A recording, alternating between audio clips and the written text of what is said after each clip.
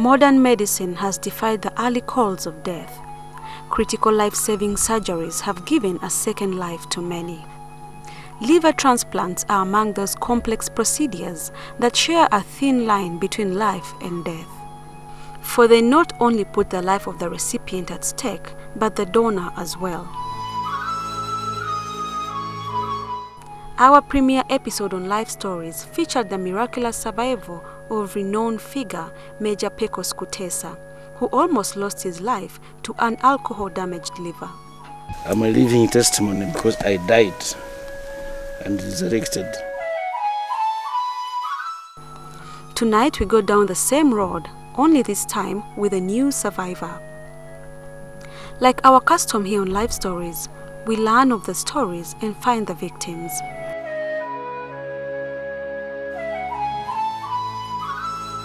So we head to Kajansi on Entebbe Road to meet 46-year-old Frederick Kiyingi, who shares his own experience of a journey not so many manage to fight and win.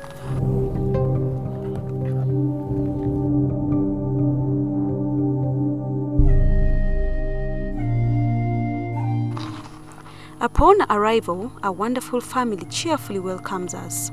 He's loving. Hi, and nice meeting you. He's my hero. He decided to give me his part of the body. Oh dear. Yeah. Hello viewers, welcome to Life Stories. We are now in Kajansi, here to meet Mr. Fred Kiyingi, who had a successful liver transplant. I then head straight into the interview. I'm glad you're watching Life Stories. I'm here with Frederick Kiyingi, a patient, or let me say he was a patient, who successfully underwent a liver transplant. Let's hear his story. When did you realize you had a liver problem? 2005, when I first had my first operation. 2005? But the operation was of a gallbladder, and when they were doing that in the theater, they came to realize that I also have a little bit of a liver problem, which the doctor told me that they will work on it. So the gallbladder was removed, and I was told that they fixed everything. But after that, I never been the same. I kept on getting infection every month, and I kept getting treatment, IV treatment every month. So this made me weaker and weaker and weaker every year. My skin color was turning, changing to black. So because of that, I kept going on for treatments of the same. And due to so much antibiotic treatment, this continued affecting my liver. After going through a gallbladder operation, it's then that the doctors learned he had another underlying problem. It was a matter of life and death. Everything possible had to be done to save this father and husband. His health kept deteriorating, and a solution had to be immediate. So one of my doctors referred me to Nairobi. And when I went to Nairobi, that's when they realized that my liver has really have a big problem. And they advised me that I will quickly need to go to a better hospital. Yeah. What were you doing then? What kind of job were you doing for you to sustain the medical bills? Well, actually, I'm a safety and security coordinator for United States Peace Corps. And through that, I was able to get some few treatments through them. And you know, when it kept on worsening, the bills, of course, go high. And eventually, I started selling some few things I had to make sure I go for the treatment I wish. Because by the time I went to Nairobi, actually, I was in a very bad condition. Because at one time, I almost collapsed at work. There was a Dr. Jinesh. He's an Indian doctor based in Nairobi. He works in Nairobi Hospital and Aga Khan. So he came in the morning and he talked to me, consulted me, consoled me, he advised me and said, you know, things might work out. I know doctors who can do better things than me here because I don't have enough equipment. Your condition is, your operation we think to do is a major operation. they referred me to India in Chennai, Apollo Hospital. And before I left, they assured me that $15,000 is going to be enough for my liver surgery. So in December 23rd, I left to Chennai. Which year was that? That was in 2013. So when we reached in Apollo Hospital, India, Chennai on 23rd, I was supposed to stay in a hostel. The doctors said, no, your condition, we can't allow you to stay anywhere else. They admitted me immediately after my arrival. So they started working on me immediately. From what I saw there, the equipments, I had to believe that now I'm cured. So after a week, Dr. Nandi came and told me that, oh, we have seen the problem you have and we can fix it. So I was like, yes, I'm going to be okay. Yes. Then he told me, you need a donor who will give you a liver, part of his liver, and plus that, we want $60,000. I collapsed on bed. I know, it's too much to take in. I'm telling you. I collapsed on bed. By the time I woke up, I had a picture of seeing so many doctors standing out. There was none. Then I called my wife. I said, what happened? Where are we? They told me, this is another day. The doctors were here, you backed at them, you were in shock, and then you blacked out. So they came back the next day, and they asked me, Fred, are you okay now? We can talk to you. I said, yes, I'm okay. And he said, are you ready to receive any information we are going to tell you? I said, yes, I'm ready now. So they repeated the same thing. Without that, we can't work on you. And from the tests we have done, medical tests, you have 6 months to live. And if we were to do this operation, we should suggest that we do it within 3 months from now. And this is how it started very crazy for me. It's however in situations like these that seeds of the past either come back to redeem you or bite you. For Frederick, the former was true. Having been a loyal friend and employee, his friends, colleagues, and family did whatever they could to save his life, and this is commendable.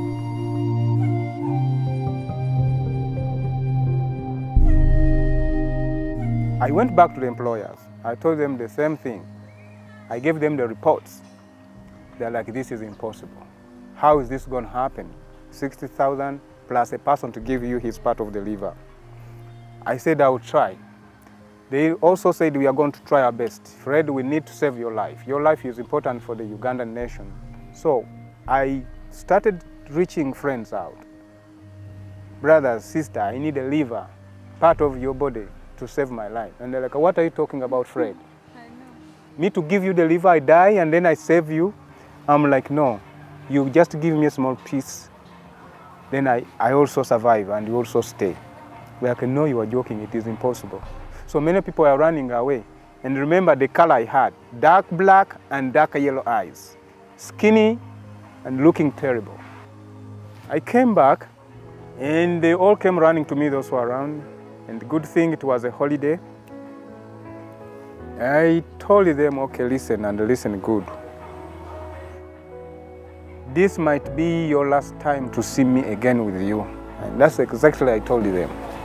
Whom were you telling? I was telling my wife and my children. And they were like, Dad, what are you talking about? We're actually having dinner. It was around 7:38. Dad, what are you talking about? I said, yeah, my life is no more. Doctor told me I have 6 months, and I've so far used the 3 months. Yeah, I told them nobody can give me part of his or her liver for me to survive, and I stay with you. Then my daughter, Rosalind, she's going to make 14 in August. She said, me, Dad, I can give you. Then I said, you are too young. I don't think you can make it. It's not even allowed. Yeah. Then my son, Lauren, he said, hey, Dad, I'm a big man, I can make it. Joking like that while we are having dinner. I said, no, I'm not sure. Then before I finished it, the mother jumped in and said, don't you think that boy is still young? And I said, well, I don't know, but maybe we need to check with the doctor. Then the boy repeated and said, Daddy, I can give you mine. I'm serious, Daddy. We need school fees. We need to have a good future. Who will pay our school fees? So I told my wife, okay, why don't we go for the test? Why don't I contact the doctors and say? Before all this, no one had bothered to test. Before that, nobody has bothered to test because I even didn't know what to do, where to go. So when I realized that, then my mind woke up that at one time, one of my doctors, Dr. Docas, had referred me to a gentleman called Manthan Mehta, who is working with the Healthcare Global Enterprise Limited in India. Then I tried to search for him again because I was looking where to get the $60,000 and this leave up thing. So I called him again and said, Fred, where have you been? By this time you would have been a new man. I said, okay, whatever has happened, happened. I need you. He said, I'm available. Come immediately and we see what to do. So I got in touch with him. We got to he came to my office actually. We talked to my employer. They got together individually, not as a company. And they said, okay, let's see how we help Fred. And this is where I started regaining that maybe something's going to happen. Because I had faith all along, but I had started to lose it completely. So this guy said, okay, if you have failed to get someone and your son is offering, let's take that child for testing. So I came back, I asked my son, are you okay? You are ready to go for the test to see that your body matches with mine? And he was, yes, Daddy, I'm much ready. I got back to Mr. Manthan and said, okay, let's do it. So he asked me all the medical documents I've ever had. I sent everything to him. And Mr. Manthan forwarded the documents to SCG Hospital in Bangalore. And they said, okay, with this kind of situation, we need to work on, we shall work on him, but it needs to be like immediately. So they also requested for dinner like the other hospital.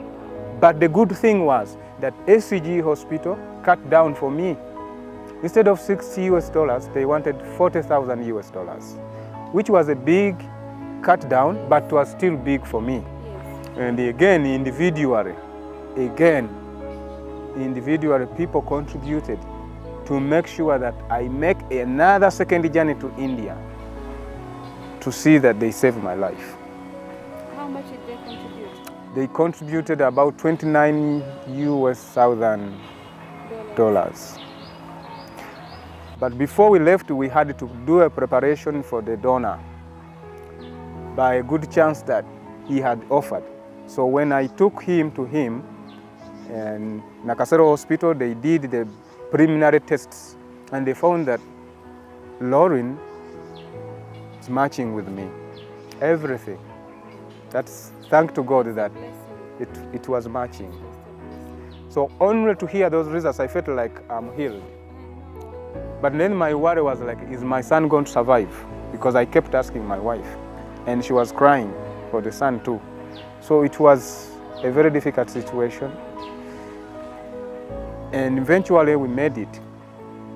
So my boss said, okay, there's no money, but 10th February, I want you out of here to India. Manthan, can you do this for this guy to fly? He said, yes. I'll talk to my bosses and let Fred fly.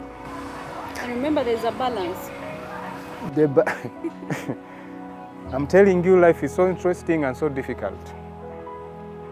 So on 10th exact of February, I was out of this country through the help of a coordinator from SCG with my boss. I call her a vision boss because she was the one who started it.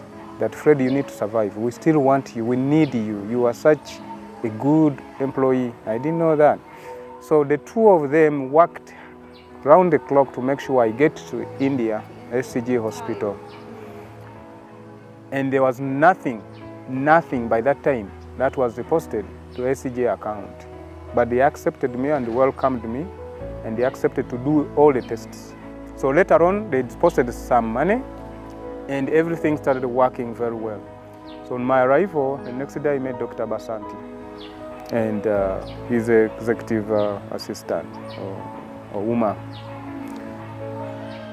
And he said, "Are you Fred?" Of course he knew I was, but what I remember, he said, "Are you Fred?" I said, "Yes, sit down." So he got a piece of paper from his notebook and started drawing, and said, "From the tests we have already, your liver needs to be thrown out." All of it? All of it. And you need to have a donor who can give you part of his liver for you to live. I was like, okay. But from his explanation, I felt so confident because he was so clear to me. And I said, okay, so do you have a donor? That's another second question, the hard one he asked me. I said, I have a donor. And I've been trying to prepare this donor with Mr. Manthani. He said, send the donor immediately. But my worry was, is this guy, my son, is he going to accept this really? Because remember, I had left him miles and miles away. And I was like, God, all my life is up to you. So when I called him, he said, yeah, I've talked to your son and he's ready to come. I was like, thanks God. And again, they worked together with my boss to send my son to SCG.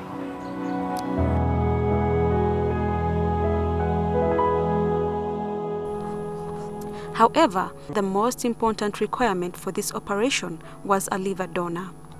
With none left right and center, his son decided he would be the one to save his father. It was one step closer to saving Frederick's life, but the fear of endangering his own son was a one nightmare he was not willing to come to terms with. But with no choice, he accepted the only meal that was on the table. I was so much worried, not about my life at that time, but about my son, because he has not made himself a man yet. I was like, is he going to be able to marry? Is he going to be able to... Are they going to say I killed my son?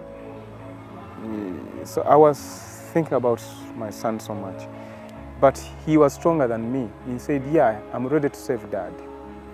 And the doctors were like, they have never in life, that in their life, in their field, they have not come across such a young man who is so strong, capable, so loving to save his dad. And then Dr. Basanti explained to him that the truth is, I will cut you here out. Demonstrated on him, and I will cut you here like this. And then he gets a small part of liver and we give it to Dad. Then he said, won't I feel pain? Then I was like, oh, my son. He told him, I will work on you in a way that you won't feel pain. And in 3 days, you will be walking on your 2 feet. But your dad will take time to walk because for him he's ill, completely ill. And said, okay. So the D-Day, they took him fast and he was still strong. I remember when he was on bed, he said, bye, Dad, I'll see you. He went in the theater first. How did you feel at that moment when he's telling you bye? That moment. Is the hardest time.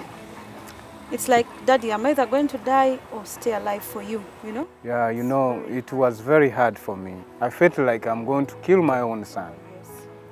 So after 1 hour, they came for me. They did whatever they had to do. They are really good specialists. They are very good doctors. That's why I stand now. But I think I took like a week in coma or something like that. I don't remember how long I was in coma. That's a long time. But after that, they kept me in the ICU, intensive care, for 3 weeks. Oh. Yeah, because it's a new thing and it's very sensitive to any infection. So their intention was to protect me from infection. An infection. Because even my wife was not allowed to come in for a week, I think. but she could stand somewhere and wave through the glass door until slowly and slowly they started allowing her to come, and they were taking great care of me. And SCG nursing or treatment is not just giving you medicine, but I think it's the care. Yes. They do care a lot, and that made me recover so fast. With limited time to survive, the operation had to be with immediate effect. The hospital agreed they would perform the surgery on credit. And it has never happened to their hospital. It happened only to me. So here I am, and I'm still owing them money. How much do you owe them now? I owe them $16,385 US. Have you tried to collect from a few people around, anything? Since I came back and most of people had contributed, yes, I've tried to go around asking for money, but I have not got enough. At the moment it's hard. It's hard. It's hard because they already gave you money to go when you're really bad off. Now that you look fine. It's really hard, but I would appeal to them that what they planted, they harvested 100%. But now we need to take more manure to that garden so that we plant more fruits. So more people need to go to this hospital. Now, how will they have faith with those sick people if I don't complete or finish their debt?